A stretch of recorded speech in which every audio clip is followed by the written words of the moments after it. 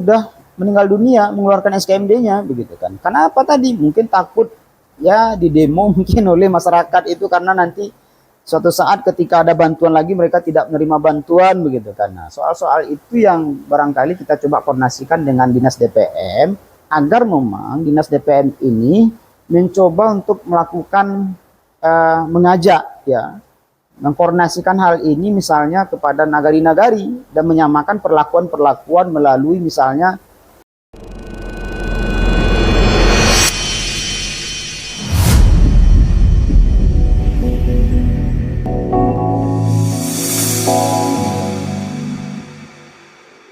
Baik, Assalamualaikum warahmatullahi wabarakatuh, sahabat Bawaslu.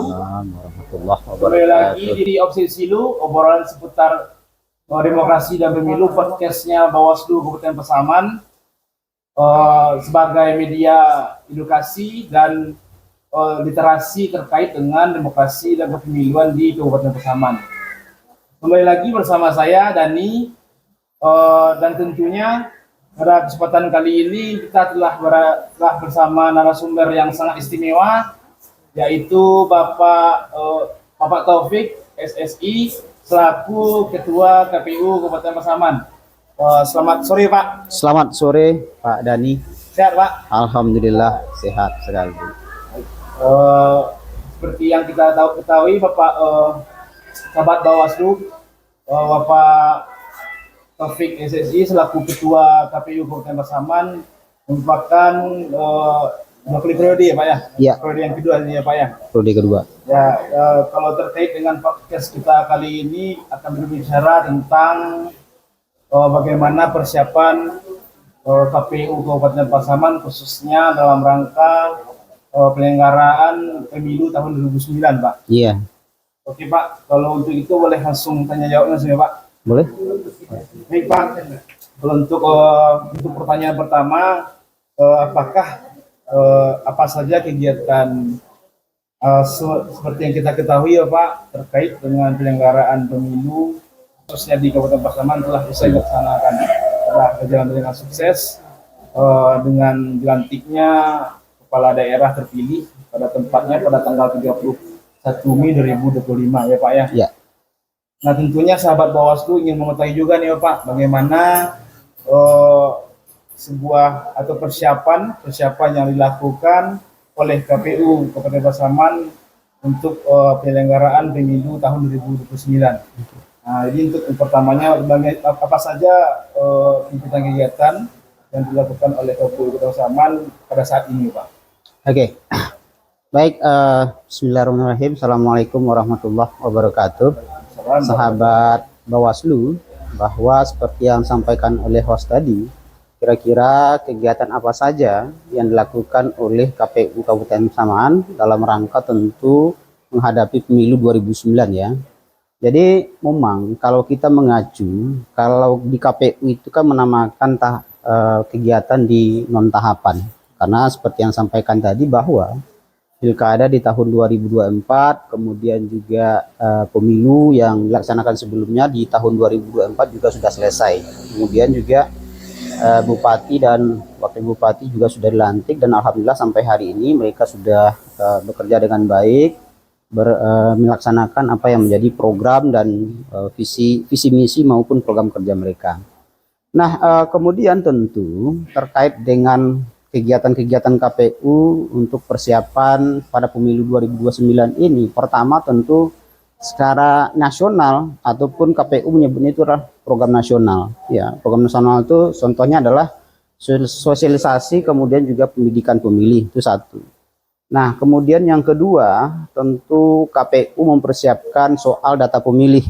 Nah berdasarkan Undang-Undang nomor 7 di tahun 2017 bahwa KPU itu punya kewajiban untuk memelihara data dan memutakhirkan data pemilih. Maka memang atas dasar itulah makanya KPU sekarang dalam rangka melaksanakan pemutakhiran data pemilih berkelanjutan. Itu yang kedua.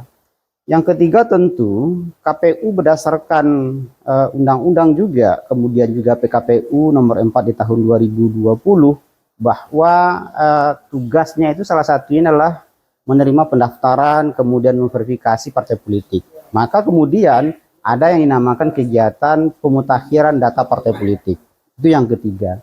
Yang keempat tentu berdasarkan tugas dan wewenang KPU di tingkat kabupaten kota juga terkait dengan penggantian antar waktu DPRD Kabupaten Pasaman. Sehingga memang PAW itu masih diklarifikasi nanti ketika ada PAW nanti diajukan oleh DPRD ke KPU Kabupaten Pasaman, sehingga nanti KPU Kabupaten Pasaman akan memverifikasi, mengklarifikasi, kemudian melakukan rapat pleno untuk mengusulkan pengganti berikutnya. Begitu. Jadi 4 poin ini yang menjadi kegiatan KPU Kabupaten Pasaman selain dari kegiatan rutinitas di kantor, soal keuangan, kemudian administrasi dan lainnya. Begitu. Kemudian ya soal laporan-laporan. Begitu Pak Dani. Ya, Pak. Jadi Bapak menyinggung tentang pemutakhiran data pemilih berkelanjutan, Pak. Ya. Jadi bagaimana sih teknisnya KPU Kabupaten Pasaman dalam rangka memutakhirkan data terkait dengan pemilih berkelanjutan ini, Pak? Dari segi prinsipnya itu akurat, mutakhir, dan yang satu lagi provinsinya, Pak. Itu bagaimana sih Pak teknisnya? Ya, terkait dengan pemutakhiran data pemilih secara berkelanjutan ya, secara mekanisme tentu data ini dalam periode sekarang tentu data itu bersumber dari Dirjen Dukcapil di bawah Kementerian Dalam Negeri. Maka memang karena datanya sudah satu pintu, maka data Kementerian Dalam Negeri dalam hal ini Dirjen Dukcapil itu disampaikan kepada ke KPU Republik Indonesia. Jadi data-data penduduk, mutasi penduduk, perpindahan penduduk, kemudian data-data meninggal dunia disampaikan ke KPU RI, kemudian nanti KPU RI juga akan memilah data-data tersebut dan menurunkan ke KPU Kabupaten Kota, kemudian melalui KPU Provinsi. Nah, kemudian inilah yang barangkali memang menjadi tugas kami di KPU Kabupaten Kota untuk melaksanakan misalnya pencocokan dan penelitian secara terbatas. Baik itu data meninggal dunia, baik itu data dalam negeri dan luar negeri, kemudian data perpindahan penduduk. Nah, sehingga memang dalam hal ini contoh misalnya ada beberapa data meninggal dunia yang direkomendasikan berdasarkan informasi yang kita terima bahwa data meninggal dunia itu direkomendasikan oleh BPS misalnya. Nah, tentu ini menjadi sebuah kewajiban bagi kita untuk memverifikasi data tersebut ke lapangan berdasarkan arahan pimpinan. Sehingga memang dalam rangka memenuhi prinsip tadi yang Bung Dani sampaikan terkait dengan misalnya akurasi, kemudian juga mutakhir, komprehensif, begitu kan. Nah, kami melaksanakan ini dengan melaksanakan pencocokan dan penelitian secara terbatas ataupun yang kami singkat dengan COKTAS, begitu. Jadi COKTAS inilah yang kami lakukan, data meninggal dunia, kemudian juga terkait dengan data pindah luar negeri, atau juga terkait dengan data-data invalid. Data invalid ini misalnya bahwa ada beberapa hal, contoh misalnya kan penduduk yang masih berusia di atas 100 tahun, ya kan. Nah, kenapa ini mesti diverifikasi? Karena memang kita ragu apakah yang bersangkutan itu sudah meninggal, ya, atau barangkali memang ada kekeliruan dalam soal misalnya memasukkan data misalnya, masukkan data administrasinya, salah tulis atau seperti apa begitu kan. Nah, sehingga memang ini yang menjadi tugas kami di KPU Kabupaten Pasaman. Kami melakukan pencocokan penelitian terbatas, kemudian juga berkoordinasi dengan instansi-instansi terkait. Contoh misalnya kan Dinas Dukcapil, kemudian juga Dinas Pemberdayaan Masyarakat, kemudian juga wali nagari di seluruh Kabupaten Pasaman. Sehingga ujung tombak kita itu dalam hal memutakhirkan daftar pemilih secara berkelanjutan itu memang stakeholder di samping misalnya ada masukan-masukan dari teman-teman Bawaslu, saran perbaikan dari teman-teman Bawaslu yang memang Bawaslu dapatkan dari masyarakat maupun juga instansi-instansi terkait. Jadi begitulah kira-kira mekanisme yang kita tempuh dalam penyusunan dalam pemutakhiran daftar pemilih secara berkelanjutan. Kita juga mengadakan soal rapat koordinasi dalam triwulan, kemudian juga ada rapat pleno dalam satu semester misalnya kan. Nah, besok pada Desember kita akan laksanakan rapat pleno pemutakhiran daftar pemilih secara berkelanjutan ini di triwulan keempat ataupun semester 2 nantinya. Begitu Pak Dani. Jadi berkaitan dengan saran perbaikan, Pak. Ya. Bahwasanya kan Bawaslu juga mengawasi proses pelaksanaan cerdas, dan ada beberapa pun temuan yang didapatkan oleh Bawaslu dalam proses pengawasan di lapangan itu. Dan juga Bawaslu juga menyampaikan saran perbaikan kepada KPU Rekaman. Jadi sahabat Bawaslu juga ingin mengetahui Pak, bagaimana sih tindak lanjut saran perbaikan yang disampaikan Bawaslu ke KPU Kedesanan, Pak. Baik, makasih nih Bung Dani, bahwa saya kira memang apa yang menjadi tugas dan kewenangan teman-teman Bawaslu ini sangat luar biasa ya. Sampai hari ini sebelum kita melaksanakan rapat pleno di semester kedua ini, bahwa teman-teman Bawaslu sudah memberikan masukan ataupun surat saran perbaikan 12 kali. Seingat saya seperti itu begitu kan. Coba bayangkan 12 kali. Teman-teman Bawaslu saya kira memang sangat progresif ya, apa yang teman-teman Bawaslu lakukan. Nah, kami pun dalam rangka menindaklanjuti saran perbaikan itu, tentu pertama kami juga menelaah dulu, kemudian meneliti apa kira-kira saran perbaikan, data tentang apa misalnya data perbaikan ataupun saran perbaikan yang disampaikan oleh Bawaslu. Soal data meninggal misalnya, kemudian soal data pindah memilih misalnya, kemudian soal apalagi data invalid misalnya, kan begitu. Nah, yang banyak itu contohnya kan soal data meninggal dunia. Nah, sepanjang ya data itu punya bukti dukung yang kuat sesuai dengan ketentuan menurut peraturan KPU nomor 1 di tahun 2025, maka tentu kami tindak lanjuti. Namun tentu dari beberapa saran perbaikan ada yang bisa kami tindak lanjuti dan ada yang belum kami tindak lanjuti. Kenapa belum ditindaklanjuti? Karena memang mestinya sesuai dengan ketentuan kita mesti harus bukti dukung, KPU mesti harus punya bukti dukung yang kuat untuk menghapus atau mem-TMS-kan seseorang dari daftar pemilih kita, begitu. Nah, sehingga memang dari sekian banyak, saya kira memang pada saat rakor pada triwulan keempat kemarin, lebih kurang 85% itu kita sudah tindak lanjuti. Ya, 85% itu kita sudah tindak lanjuti. Kemudian 15% lagi kenapa? Nah, ada beberapa hal soal bukti dukung tadi, begitu kan. Sehingga memang hari ini kita juga masih melaksanakan pencocokan dan penelitian secara terbatas nih, Bung Andi, bahwa ada data yang diterima oleh KPU Kabupaten Pasaman terakhir pada saat rakor kemarin juga kita sudah sampaikan terkait dengan data keberadaan penduduk yang berusia di atas 17 tahun di luar negeri. Ya kan? Jadi memang berdasarkan arahan dari pimpinan KPU Republik Indonesia, kita mesti memastikan keberadaan data tersebut. Apakah betul seseorang itu sudah berada di luar negeri? Atau barangkali posisi faktualnya masih di dalam negeri, begitu kan? Nah, sehingga dari data-data itu nanti berdasarkan faktual yang kita temukan melalui mekanisme coklit, maka ini bisa kita buat putusan apakah mesti harus dihapus atau seperti apa, begitu kan? Nah, tentu hari ini juga teman-teman di Data Datin Divisi Perencanaan Data Informasi melaksanakan coktas ke lapangan, begitu kan? Mungkin juga kemarin itu teman-teman juga dampingi, saya nggak tahu apakah memang teman-teman Bawaslu dampingi, begitu kan? Semestinya kan didampingi kan begitu ya, diawasi begitu. Nah, itulah terkait dengan saran perbaikan dari teman-teman Bawaslu. Mudah-mudahan apa yang teman-teman sarankan pada prode semester ini ataupun tahun ini di Desember nanti pada saat rapat pleno ini bisa kita tindak lanjuti secara 100%. Tentu sekiranya kita berharap bukti-bukti itu tentu mesti harus ada, begitu kan, konkret, begitu kan. Karena kalau tidak ada bukti bagaimana kita menindaklanjutinya, Pak Dani, ya kan?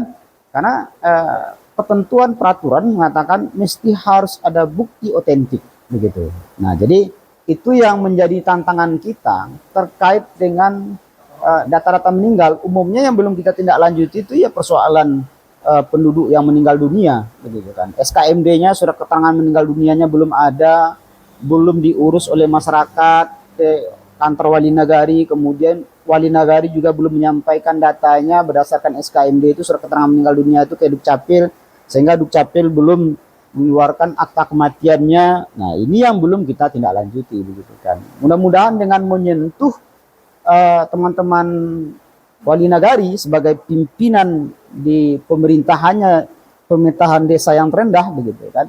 Nah, ini bisa memudahkan kita nantinya dalam konteks menindaklanjuti penduduk yang meninggal dunia, kemudian kita TMS-kan misalnya di dalam daftar pemilih berkelanjutan kita. Jadi begitu, Pak Pak. Dani. Oh, jadi sepanjang yang disampaikan terkait dengan masalah perbaikan, tentunya ada beberapa tantangan lagi ya Pak. Ya. Apalagi Bapak sudah punya pengalaman dari yang sebelumnya ya Pak, dari 2018 dan sampai saat ini sekarang menjabat sebagai Ketua KPU. Betul. Jadi terkait dengan hambatan nih Pak, hambatan dan tantangan seperti apa yang nantinya bila kita memproyeksikan untuk kedepannya gitu Pak, kedepannya bagaimana tantangan yang akan dihadapi atau akan ditemukan oleh KPU Kabupaten Pasaman dalam rangka mempersiapkan gitu Pak, dalam rangka mempersiapkan penyelenggaraan tahun 2029. Ya seperti yang kita ketahui kan ada beberapa tahapan yang krusial gitu Pak, seperti petaknya pemilih seperti yang Pak sampaikan tadi, pencalonan, dan pada hari H dan tidak menutup kemungkinan pada tahapan rekapitulasi gitu. Jadi secara gambaran ini Pak, apa sih tantangan yang akan kita hadapkan gitu, akan hadapi nanti terkait dengan penyelenggaraan pemilu tahun 2009 nanti. Iya, kalau tantangan kita dalam melaksanakan kegiatan di non tahapan ini ya, atau kegiatan kita menuju pemilu 2029, tentu pertama kita kan sama-sama ketahui bahwa negara hari ini dalam konteks keuangan dalam efisiensi begitu ya. Sementara tentu kita butuh anggaran misalnya kan ke lapangan ya, kemudian menghadirkan instansi-instansi terkait dalam bentuk rakor misalnya begitu kan. Nah, saya kira memang ini jadi tantangan kita, sehingga memang dengan anggaran ataupun efisiensi maka kita memang mencoba untuk memaksimalkan anggaran yang ada. Nah, contoh misalnya kan ada 90 data yang mesti harus kita verifikasi secara faktual hari ini. Tetapi karena dan itu terdistribusi di 12 kecamatan di Kabupaten Pasaman gitu kan. Tapi karena anggaran yang tinggal itu hanya untuk 1 kali coktas, nah, jadi kemungkinan besar tidak terverifikasi seluruhannya 98 ataupun lebih kurang 98 data di luar negeri itu begitu kan. Nah, itu tantangan yang pertama. Yang kedua adalah soal data pemilih ya. Ini kaitannya misalnya dengan kesadaran masyarakat dalam mengurus soal surat keterangan meninggal dunia, ya kan? Karena kenapa? Kadang-kadang memang masyarakat berpikir ketika misalnya masyarakat tersebut dalam konteks penerima manfaat bantuan sosial, ya kan? Mereka tidak mau mengurus surat keterangan meninggal dunia ini, gitu kan? Apa lagi katanya? Ya. Karena memang bagi mereka ketika itu misalnya kakaknya dikeluarkan, ya kepala keluarga yang nanti dikeluarkan dalam kartu keluarga, maka yang bersangkutan tidak akan mendapatkan bantuan lagi. Nah, itu tantangan yang terbesar bagi kita dalam konteks misalnya melakukan pemutakhiran daftar pemilih secara berkelanjutan, gitu kan. Sehingga dari tantangan-tantangan itu, maka kita memang mencoba untuk membangun diskusi ataupun misalnya rapat koordinasi dengan stakeholder yang ada.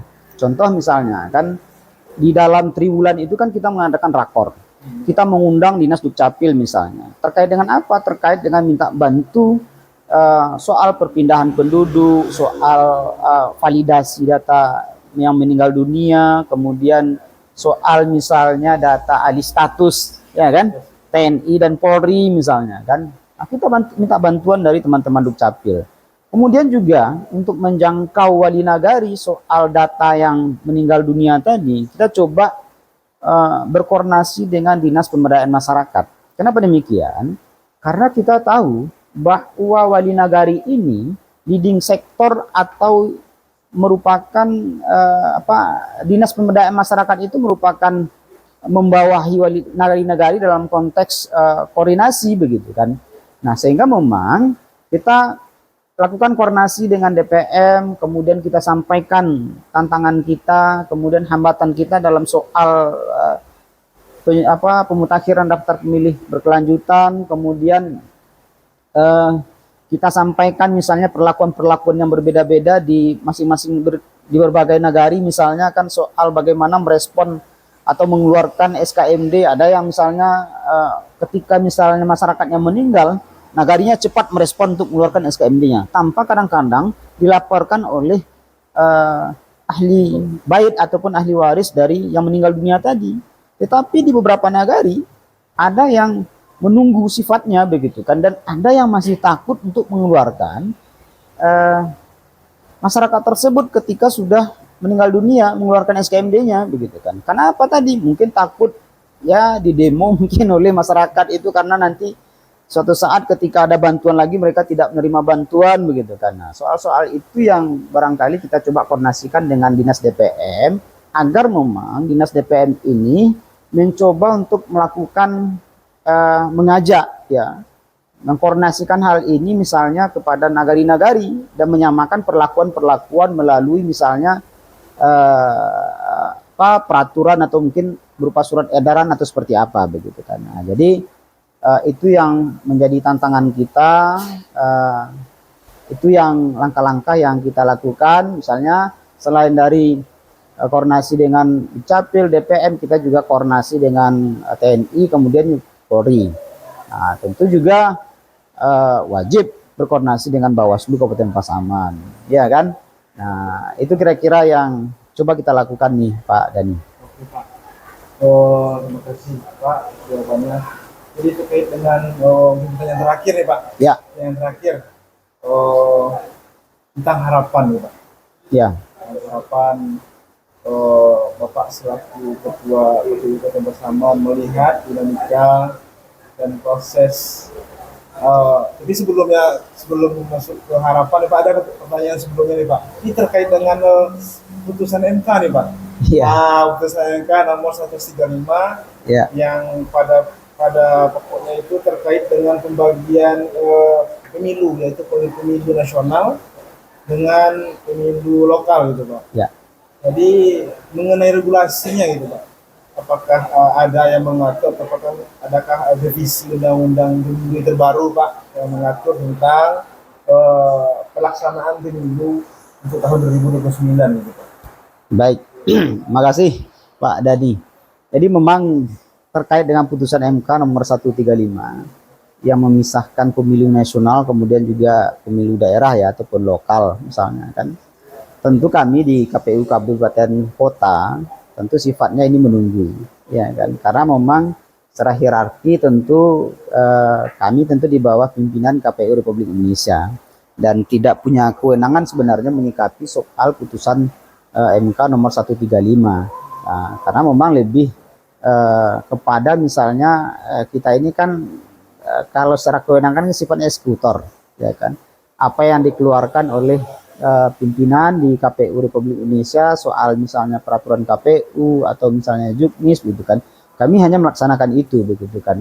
Tapi namun demikian apakah misalnya sudah ada tindak lanjut dari putusan MK oleh KPU Republik Indonesia misalnya, berdasarkan informasi yang kami terima sebagai Ketua KPU Kabupaten Pasaman, tentu hal ini belum ya, karena kita mendengar-dengar informasi misalnya dari publik ya, dari publik kemudian dari media bahwa nanti kan putusan 135 ini akan direspon oleh pembuat undang-undang. Pembuat undang-undang ini kan DPR RI ya, Dewan Perwakilan Rakyat Republik Indonesia begitu kan. Jadi informasi yang kita dapatkan misalnya dari beberapa anggota Dewan Republik Indonesia misalnya kan, bahwa bisa jadi Undang-Undang Nomor 7 di tahun 2017 ini akan direvisi ataupun malah dirubah begitu kan.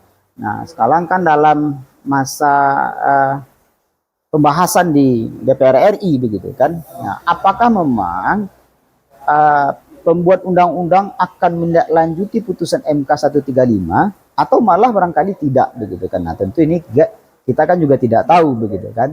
Nah, bagaimana harapan kita? Nah, tentu kalau harapan kita di KPU kabupaten ataupun kota sifatnya tentu menunggu. Oke sahabat Bawaslu, sampailah kita kepada penghujung acara untuk sesi itu. Saya Dani dan narasumber yang sangat istimewa, saya ucapkan terima kasih Bapak atas kehadirannya bersamai kegiatan podcast kita pada kesempatan kali ini. Terlebih dan terkurang saya mohon maaf. Assalamualaikum warahmatullahi wabarakatuh.